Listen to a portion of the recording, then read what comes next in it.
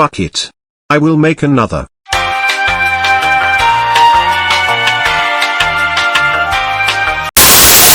For Mercedes, both Hamilton and Russell are locked in for 2023 as Hamilton has a contract that expires in 2023 and Russell has signed a multi-year contract.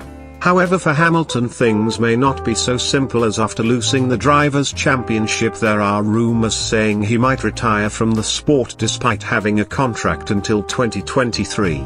I don't think Hamilton will retire, as I think he still wants his 8th title before calling it quits.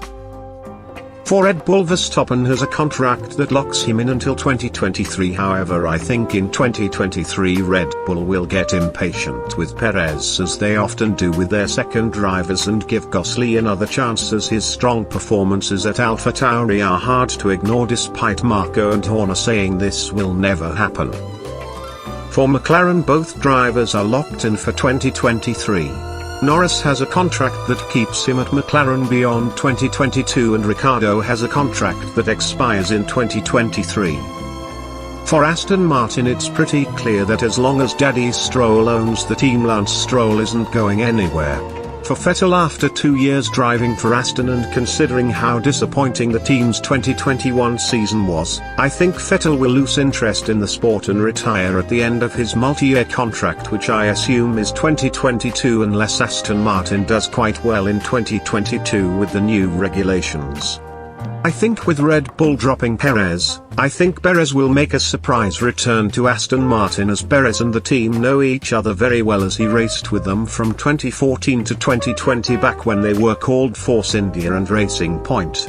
And if that wasn't enough, Perez is a very underrated driver and is full of experience. In my opinion, it would be very difficult for Aston Martin to say no to Perez. For Alpine, Ocon has a contract that expires in 2024. However, Alonso has a contract that expires in 2022. I believe that given how old Alonso is, I think he will retire from the sport at the end of the 2022 season, which is where Piastri comes in, as he won the Formula 2 championship and is also Alpine's reserve driver. It just makes sense for him to take that seat, even though the Alpine, formerly known as Renault Driver Academy, is not known for promoting the young drivers into F1, but I think this time around they will. For Ferrari, Leclerc has already signed what was one of the longest contracts in F1, which expires in 2024.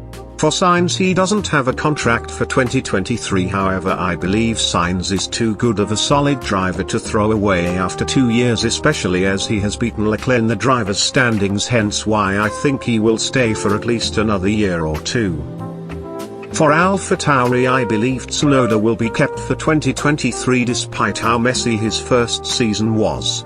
I have hope for him, especially after his career best P4 in Abu Dhabi. I believe he will do better in 2022, plus I can't really think of anyone else to replace him.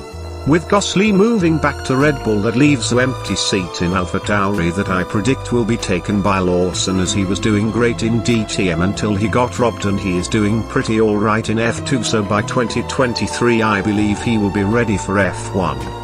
Plus I can't think of anyone else to take that seat other than Yuri Vips, who hasn't been on my radar lately in my opinion, hence why I choose Lawson.